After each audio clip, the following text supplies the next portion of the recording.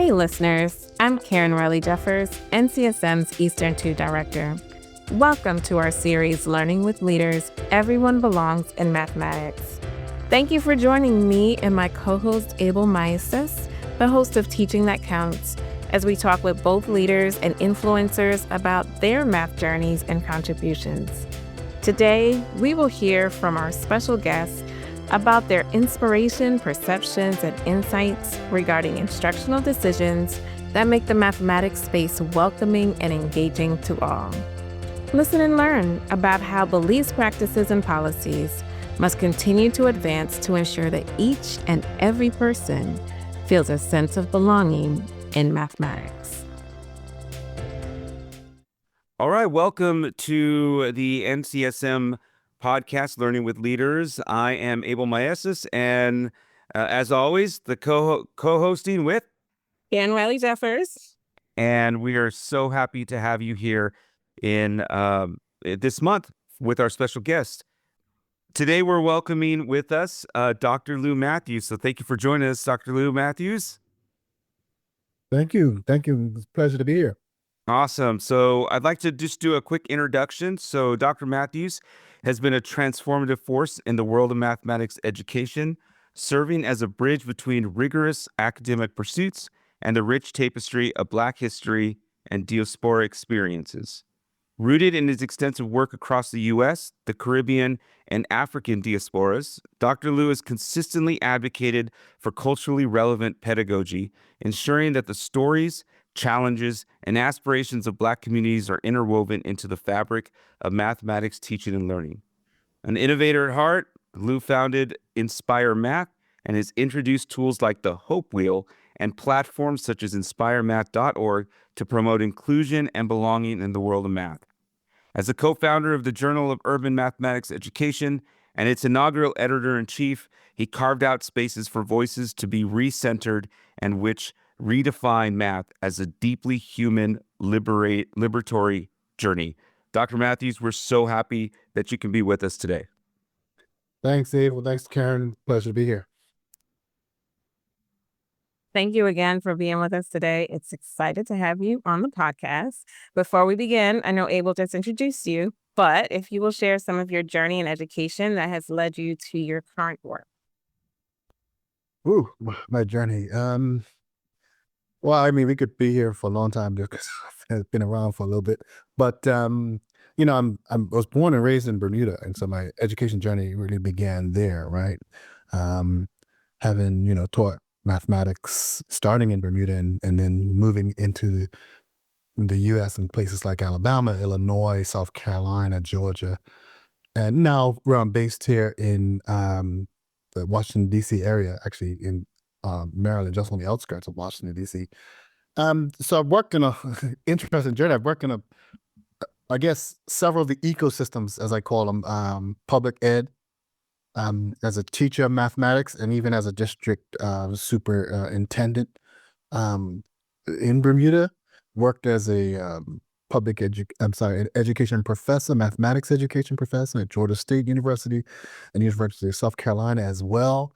And I've even worked in nonprofit education ecosystems, most notably Urban Teachers, formerly Urban Teachers, now City Teaching Alliance, which is a clinical residency program based in Baltimore, but serves Philadelphia and DC and Texas. So I've been blessed of having experiences across these very different ecosystems, working with teachers and children and parents, families and districts and leaders. And so I feel really blessed and have had the opportunity to travel all across the diaspora and into Canada and Africa and Bermuda and other places in the Caribbean as well to really get a well-rounded view, I think, of the more diverse experiences in mathematics.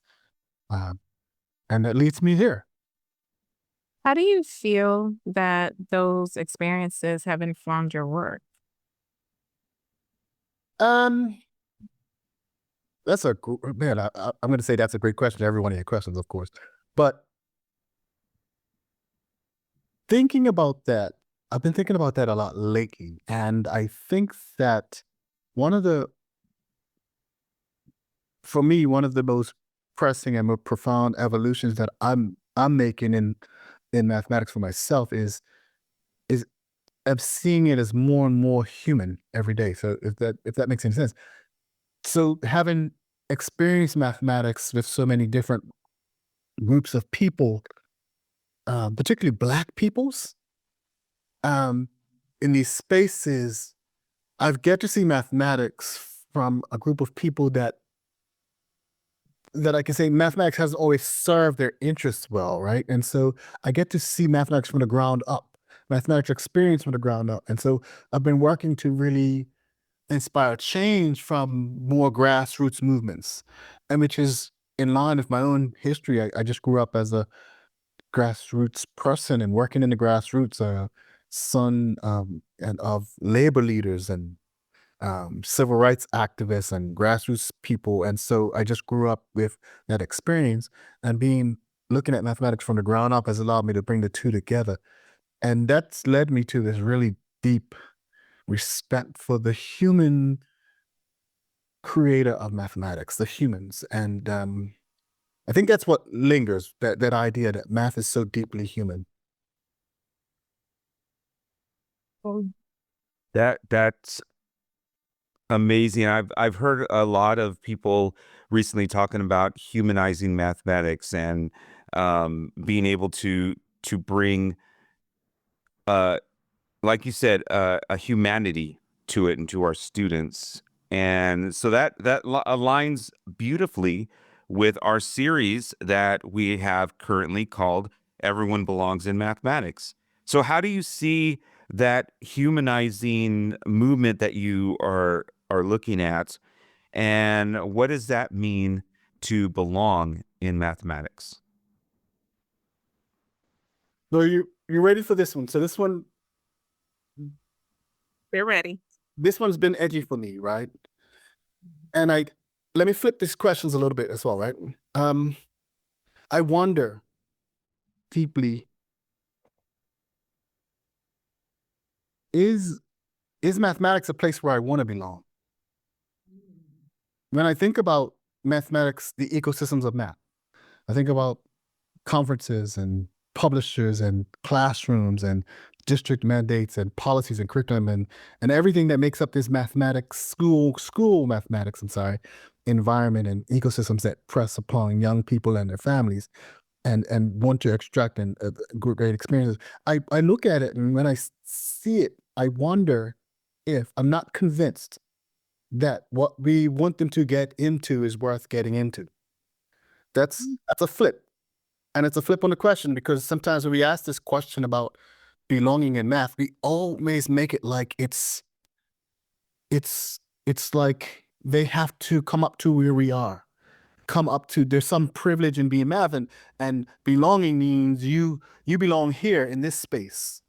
And I challenge mathematics and mathematics communities to think about where math communities belong, and that is with the people, and not necessarily people with mathematics. And so I flip that, because I see mathematics not just about a sense, and I even don't even like that phrase, a sense of belonging, because a sense of belonging is not belonging, right? The sense of belonging is a feeling that's attached to being in a space, and you hope that it's belonging. But oftentimes, groups that I have worked with don't have stories that don't necessarily reflect being appreciated in places as if they belong. So I see belonging as not just a sense of, I see belonging as not just access, right? Not just I'm here, but what's being served? Whose table is it? I see belonging as a space, right? What are the belonging spaces? And when I visit these places where I grew up and other places, when I think about people, belonging is not something that is owned by others. Every single human being on the planet seeks out, and will find belonging somewhere, right? In this sense, follow me, in this sense. We find it in places where we are valued, where we are seen, where we are heard. And so people just don't often see that in a mathematics classroom or mathematics environments, but they can experience belonging. And so I've been challenging myself to think about people seek out belonging every day, and a lot of people find belonging, just not in the places we can see. What do those places look like? And when I find those places and look at what they look like, then I ask myself, does mathematics belong here? And it's changed my whole perspective. It's changed my whole world about what is mathematics. And I don't, so along with that becomes that everybody can do math, right? It's just I just see that as a floor, not a ceiling, as a floor. I think that everyone creates math, and so human beings as creators of math. And so every child is a creator of this magnificent, powerful math world. And the question is, can you see it? And can you see it? Can you feel it? Can you live in it? Can you embrace it? Can you immerse yourself in it? And use that to bring them along the journey you would like in school mathematics.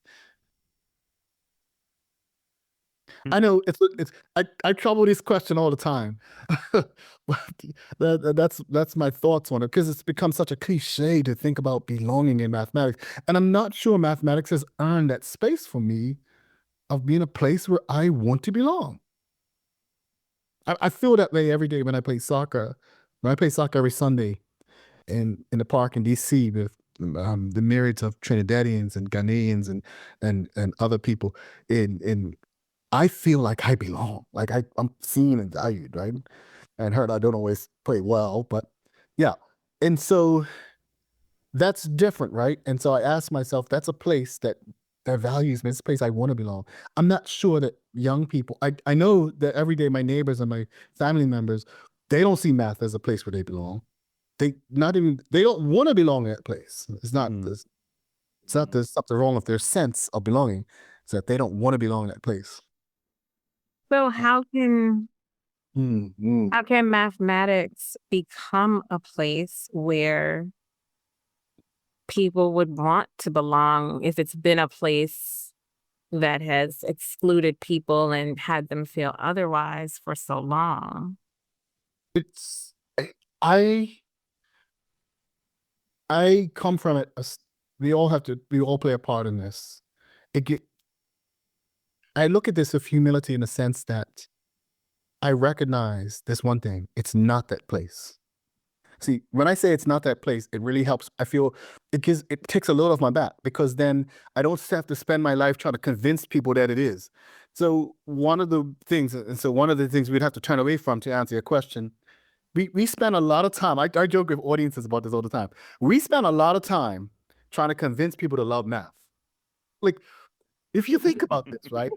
If you think about the other subject areas, they don't do that. They don't do that, right? So art doesn't go around spending time convincing you to love it. It gives you art, right? And it accepts the fact that you're gonna love this and you might hate this, and vice versa, right? Music accepts the fact we're gonna put it out.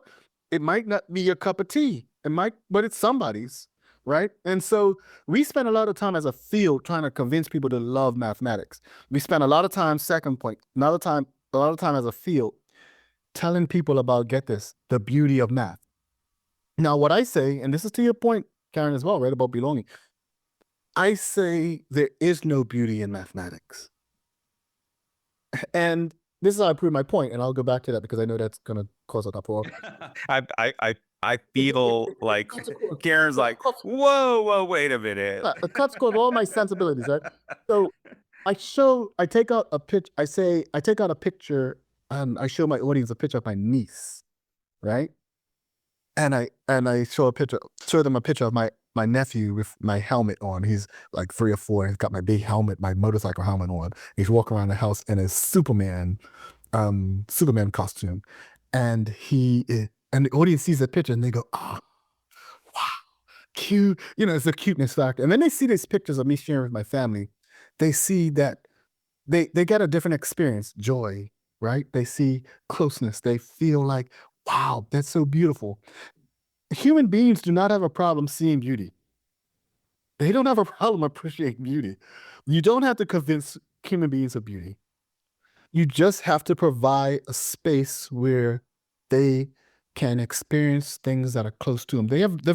Human beings are very clear about what they find beautiful, right? Things that make them apparently seem value, make them feel valued, seen, and heard. Things that lift them up, that give them joy. Things that help them to express love. Things that help them to affirm. Things that help them to aspire for the future, and be inspired towards that future. People tend to love that, and when people love those things, they create. And so, if mathematics is to be this place of belonging, it's going to have to change. It's going to have to shift. Maybe it's thinking about itself in a way that sees the beauty in people, and then sees mathematics as a way to honor that beauty. And I think that's what my work is, and where I am in math now. I'm not putting the onus on people to love up. I'm putting, and I said love up in quotes, love up into math. I'm putting the onus on math to love people. Of us to, in what ways does math curriculum help people love and thrive? In what ways does math teaching inspire children to love each other, right? And to experience beauty in ways that's powerful. Want to see beauty and experience beauty.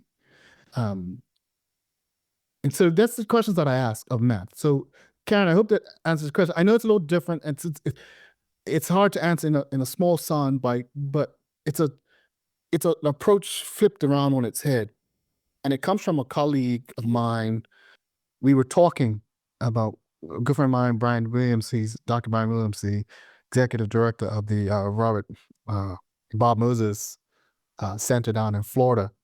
And one time we were talking about science, and he said to me, Lou, school science ain't real science. And then I was talking about math as well. I said, you know what? Like, school math ain't real math. Sometimes school math, if you've seen algebra lately, and the FOIL method, some of this stuff just ain't beautiful, right? And we play this game, this shell game, of trying to make it beautiful, but some of it just isn't, right? But it's school math. It's just school math. We can help people find belonging, Karen and Abel, when we attach school math to math itself, the bigger vision, the bigger view of math, right? And I think that's where you can utilize mathematics spaces to find beauty, to experience beauty, and to help people become inspired and belong. And you create spaces that do that. That's where the belonging lies, in my view. Yeah, that has me thinking of some conversations that I've had with some other math folks about what is the math. Like, is the math factoring, or is the math the answer?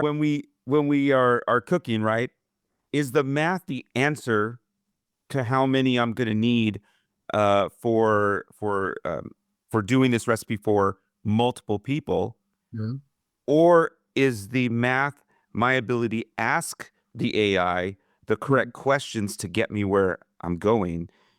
And that's what your discussion here of the beauty of mathematics, and thinking about how math is, in order for math to be a place of belonging, it needs to see the beauty in people.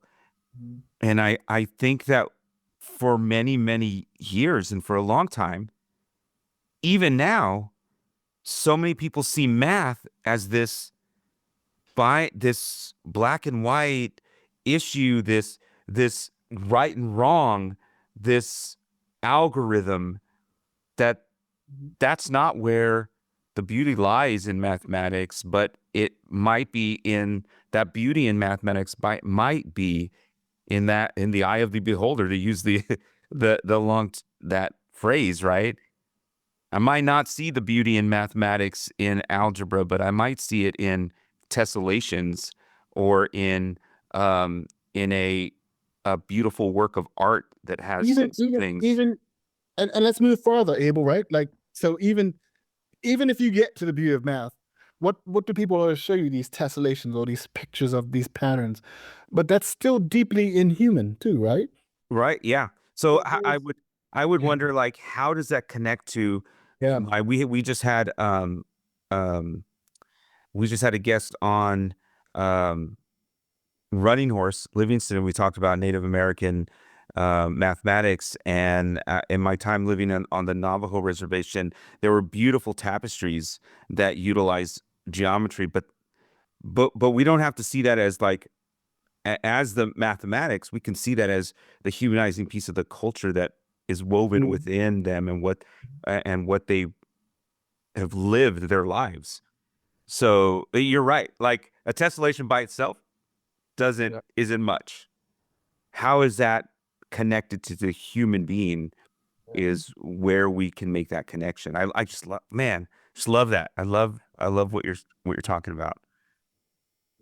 I think people find it very, when we work with teachers around this idea, right?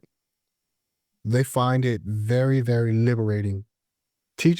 I believe teachers all across the country just waiting to feel a sense of liberation themselves around what math is, what it can be, right?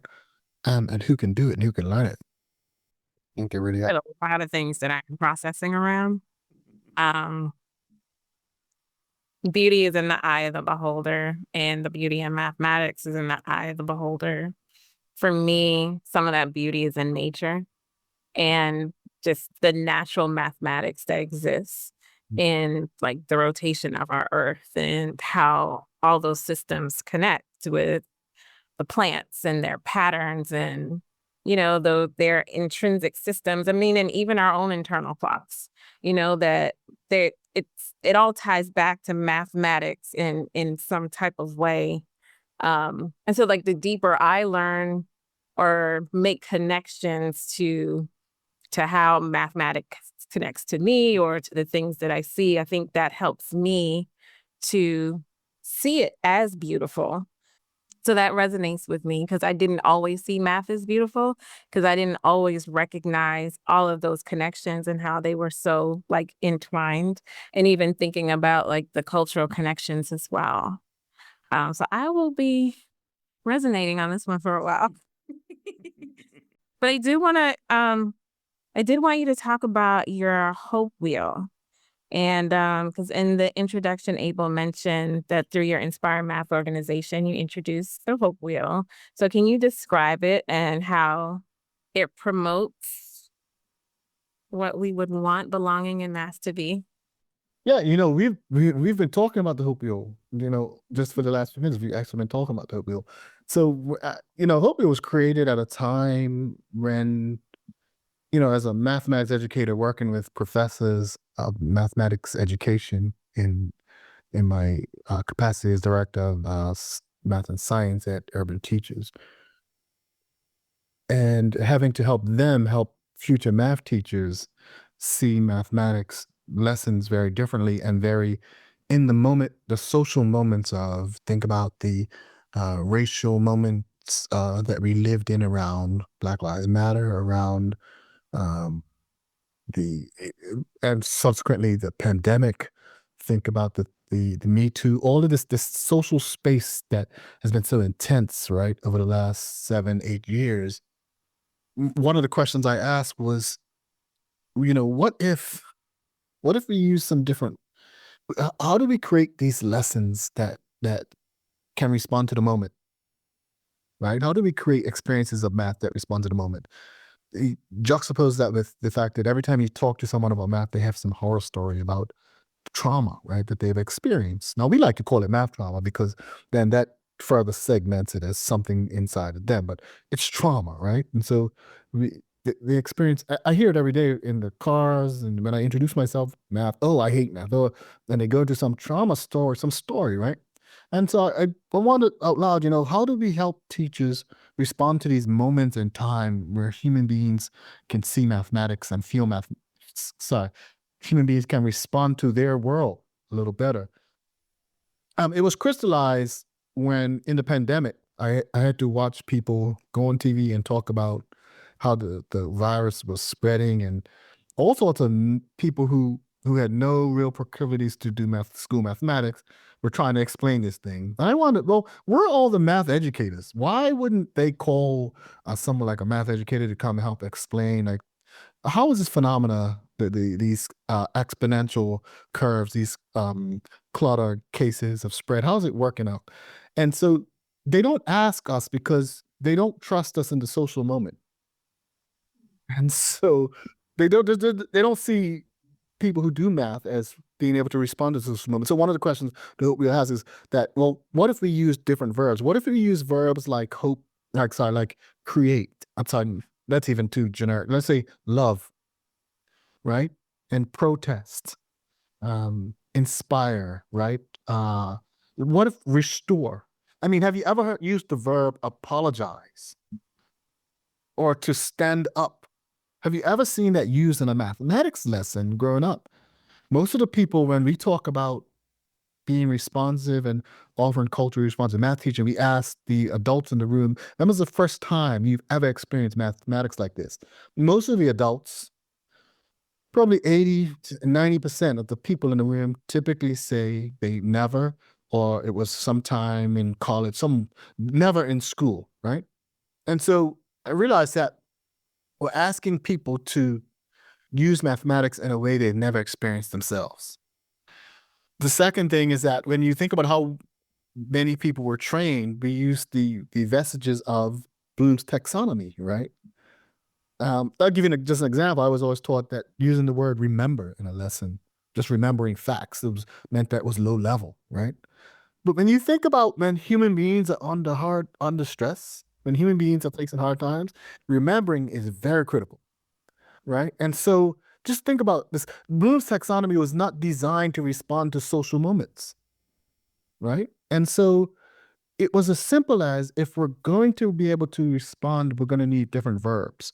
And so Hope Wheel launched a series of 6 different verbs, that so people could really respond to moments of mathematics. You can think about, so when we think about like a verb like love, right? We think about, how is mathematics important, and how is mathematics used to help people build relationships, strengthen relationships, demonstrate how they love. I'll give another example. I show a picture. I'll give you a pictorial example. My niece, this is the mud pie. My niece created some mud pies for me one summer in Canada, and she came and had this pie. I just thought I was getting rid of her for a few minutes, have some time to myself. But she came back with this elaborate layered. My niece is 7, right? This elaborate layered circular mud pie per se, as she built out of actual mud, and had it baking in the sun for me, and had concentric circles and all sorts of stuff. And I looked at this, and then I went back to her room. I saw she had all these circles, and I wondered, does her teacher know how obsessed my niece is with this stuff that she's creating? These mud pies and these concentric circles. And then I looked at the curriculum. I couldn't find mention of it in the elementary curriculum. You have to go to high school to really find serious circle development. And I was wondering, what does a 7-year-old do with a thing like concentric circles? And when I ask the audience to talk about this and ask them what mathematics, these are math teachers, they see, they are limited, like I was, because we're limited in our language to describe what a 7-year-old creates simply because she loves Uncle Lou. For my niece, math was not the study of pattern, math was simply something I do for the people that I love. And that was a profound idea. Again, remember this ground up idea of looking at math from the idea of the human being. I start to look at my niece and my uncle, who's a potter, and I look at him and how he creates his pottery and the mathematics. The mathematics he engages in as he loves, as he does what he loves, as he brings forth beauty, as he creates, the mathematics as he protests, the mathematics as he inspires. And so there's when people are inspired, when people do these things, what mathematics is possible.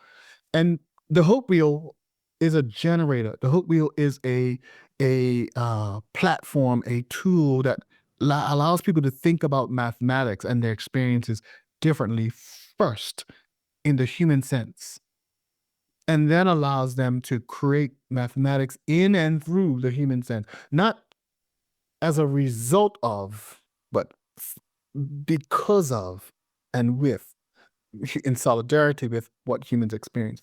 And so I think that's a powerful thing. It's taken on a life of its own. I meant it as a planning tool just to plan instructional objectives. It's morphed to, we're planning whole lessons, whole experiences. We're programming Chat GPT and AI to generate more stuff. When I've unleashed this to high school teachers, and if you look on our website, one person said it's just refreshing. It's refreshing not to be bound by Bloom's taxonomy. It's to think about the things, and then people engage in things like love, right, and inspiration. Their whole mood and emotion changes. And so so another thing that happens is that they start to not only create more, they start to experience mathematics in the body. I know, that sounds off. Because we've all been taught that mathematics is a thing of the mind, mathematical thinking, mathematical minds, and we've all been taught that this thing. That's a very Eurocentric idea of math, but it's also very limiting. Think about it. Art. You would never think that art is an experience of the. We look at art sometimes just to feel better. We listen to music just to feel better. We listen to music just to march, to do things. Like we use these things. In other fields, it's okay to talk about that. In math, we're so deeply disconnected from the human experience. It's hard to use those words. And so the Hope Wheel challenges us to, one, use different verbs, but more so create more profound human experiences. And it's a simple tool, but I think it's a platform that means so many things for mathematics. I'm still unpacking the way that it's being used in the field and the way I've been using it with teachers and with children and students. Wow, I'm curious to see its continued use. And I mean, I have a very not a very great sense of it so far. I mean, you explained it so well, but I'm really curious to see how it continues to be used as we come along. I also noticed that you've done some work with making mathematical tasks culturally relevant. I think that the wheel helps us do that.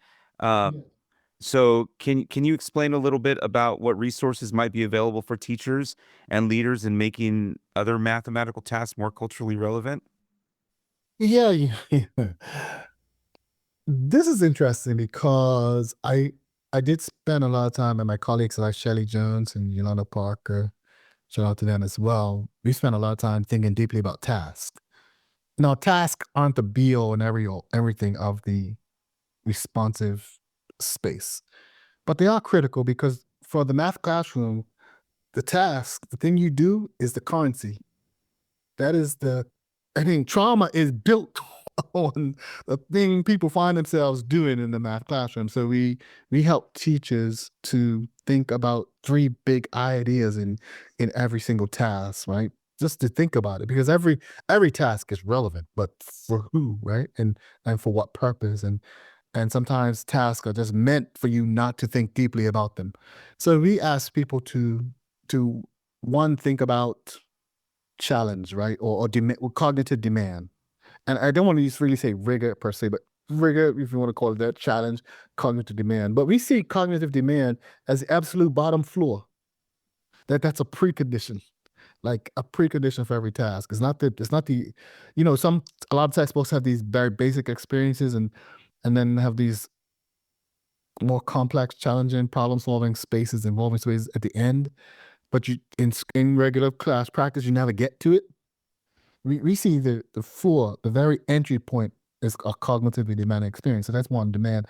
The other thing we think of is relevance, and that is having a task challenge how children think about themselves, their communities, and the world around them. And teachers, right? We include teachers in this. Challenge how the math community thinks about this. So just imagine a task that in its prompts help me to learn more and think more deeply about myself and my community, right?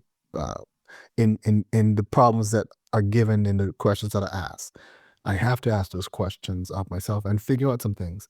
And that's an important use of mathematics. And then the last part is that we believe that in the agency, so demand, relevance, and agency, right? The idea that mathematics helps you to make decisions about the world and to move you to action in the world, right? So in culturally responsive, we call it critical consciousness, and critical agency is the term I use.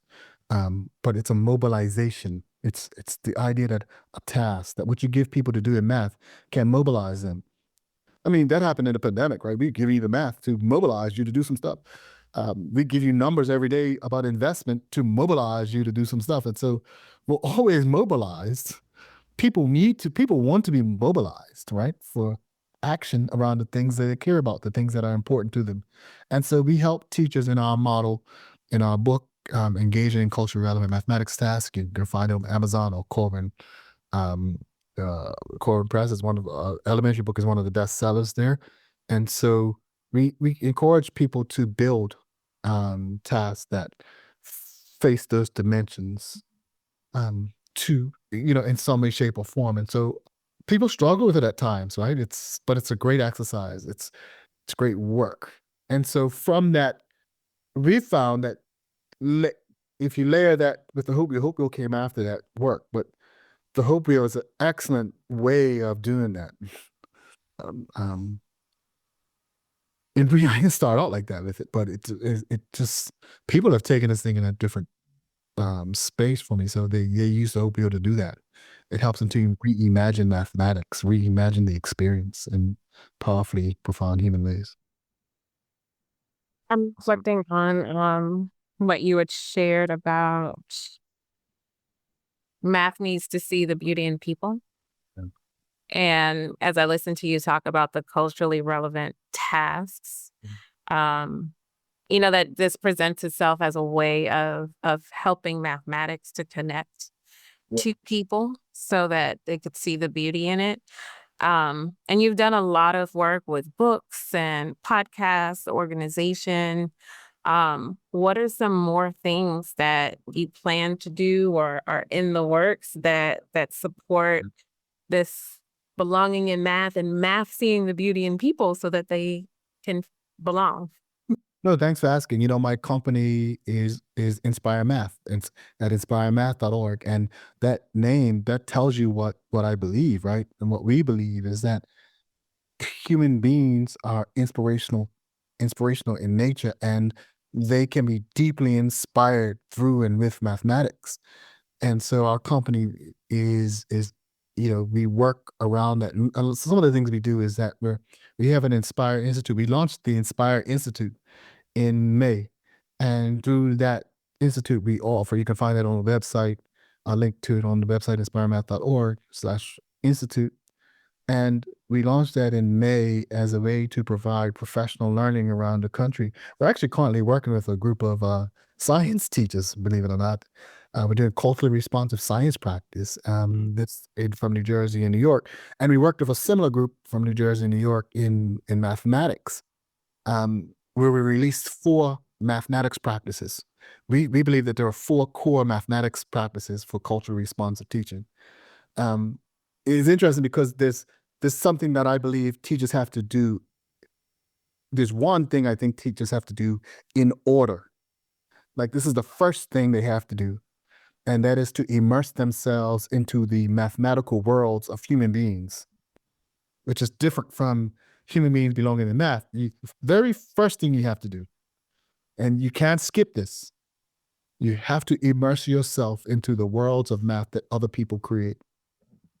And those worlds might be hidden, and they're typically hidden from you. People create worlds where they feel safe and where they feel loved. And so school sometimes is not the best place to feel safe and loved, particularly for people of color, historically, right? Not all the time. And so that's why we don't always see it. And so, but they create these worlds that are hidden right around us. And so we look for these hidden worlds. So this is the very first thing I believe all teachers should do. And that's part of our 4 practices. And we work through them at the Inspire Institute. We have a blog as well where we share resources With teachers, we email and we have networks of teachers. We have about a few thousand teachers that we're constantly connecting with um, on a regular basis, weekly basis, around mathematical ideas. And we are constantly doing professional gatherings and leading sessions of professional learning, as well as scaling, math impacts, scaling up, thinking about math achievement beyond math achievement, but we're using this term math impact to talk about not only how people do math, but what they do with it. How do we measure that? How do we measure the impact of math on someone's community? So those are some of the ideas. You can go to the site, inspiremath.org. You'll see a list of things that we offer. That's probably the best place. Also, we have a profile on LinkedIn and Facebook as well. Well, awesome. Thank you so much, Dr. Lou Matthews, for joining us today on the podcast. So I just have to say there was what this is funny is I think Karen and I say this every podcast, every time, that we've learned so much and we get challenged so much in our thinking, and we tend to have to kind of take a breath and sit and think about the things that we've learned on the podcast and from listening to you in terms of belonging, humanizing, the impact that students have and can have with mathematics in our communities. And I think the biggest thing that got me today was just how mathematics sees the beauty in people. Yeah. No, I really believe in that. And it changes the atmosphere, doesn't it? Like it changes the atmosphere when we approach math from that space, for sure. Thank you for having me. Thank you. Karen, any last thoughts, Karen, before we end? I think you captured it. That piece about mathematics needs to see the beauty in people is where my head is resting. And that, like I said before, beauty is in the eye of the beholder. So the beauty in mathematics is in the eye of the beholder. But how can we help them to see, how can we help people experience that? And not in a forced way, like where we're forcing ourselves to be in a place where we're not accepted, but that it becomes a place of acceptance that people want to be willingly. Absolutely. All right. Well, thank you, everyone, for joining us. And thank you again, Dr. Lou Matthews, for being on our podcast. Thank you both. Much appreciated. We hope that you have been inspired by this bold mathematics leadership conversation and will tune in to our podcast series each month. If you enjoyed this episode, please share it with others, post about it on social media, or leave a rating and review. You can learn more about NCSM leadership and mathematics education and our upcoming professional learning events on the NCSM website, mathedleadership.com. You can also follow NCSM on the X at mathedleaders and using the hashtag NCSMBold. Until next time.